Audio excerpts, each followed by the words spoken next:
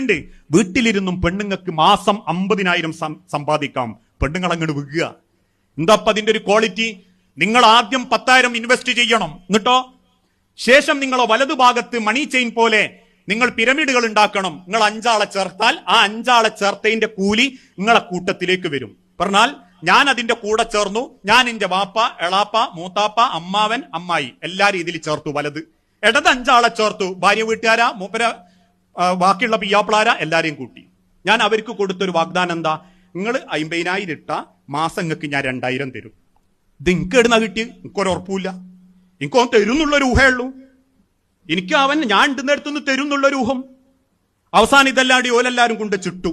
ഞാനിത് പറയുന്നത് മുസ്ലിങ്ങളെ കുടുംബത്തിൽ തന്നെ ഉണ്ടോ. എത്ര മനുഷ്യന്മാരാ ഹക്കല്ലാത്ത മുതലുകൊണ്ട് തിന്ന് ജീവിക്കുന്നതെന്നാ.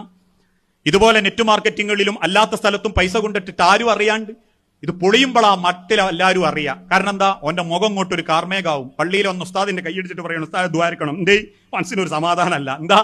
പൈസ കൊണ്ട് മുങ്ങി. ഇത് ജീവിച്ചിരിക്കുമ്പോൾ നിങ്ങൾ മൗലവിമാരോട് ചോദിച്ചിരുന്നത് ഹക്കോ ബാത്തിലോന്ന്? ആ സമയത്ത് ചോദിച്ചാൽ മൗലവി പറയുന്നത് അത് ശരിയല്ല. അതുകൊണ്ട് അന്ന് മൂപ്പരോട് ചോദിക്കില്ല. കുണ്ടിട്ട് പൈസ പോയി എന്ന് കാണുമ്പോൾ കാണാൻ ചിലർ മൗലവിമാരോട് ദ്വാരക്കാൻ, കുടുംബത്തിൽ സ്വൈര്യം കിട്ടാനും സമാധാനം കിട്ടാനൊക്കെ ഒരു പ്രാർത്ഥനക്ക് വരുന്നത്. ഇനി അവസാനം ഇത് പൊളിഞ്ഞു. എന്റെ മൂത്താപ്പ, എളാപ്പ, അമ്മോൻ, അമ്മായി എന്റെ നേരെ വാളുമായിട്ട് ഞാൻ എങ്ങോട്ടാ പോവുക? ഇന്നൊരാളൊരു ഊഹത്തിന്റെ പേരിൽ 10 ആളെ ഞാൻ പറ്റിച്ചു. എനിക്ക് ആകെ പോകാനുള്ള ഒരുത്തന്റെ അടുത്തേക്കാ. ഓ എന്നോ മുങ്ങി. ഞാൻ പിന്നെ എന്തടിസ്ഥാനത്തിലാ അവർക്ക് വാഗ്ദാനം ചെയ്ത്? ഇന്ത്യയിൽ ഒരു കച്ചവടമല്ല, ഇന്ത്യയിൽ ഒരു സ്ഥാപനമല്ല, ഇന്ത്യയിൽ ഒരു ബിസിനസ് ഇല്ല. പിന്നെ ഞാൻ എന്തേ പറഞ്ഞത്? 10 ഇട്ടാ എനിക്ക് മാസം 10 ഇട്ടു. ഊഹക്കച്ചവടം വ്യാപിച്ചപ്പോ എത്ര കുടുംബങ്ങളെ മുതൽ പോയി.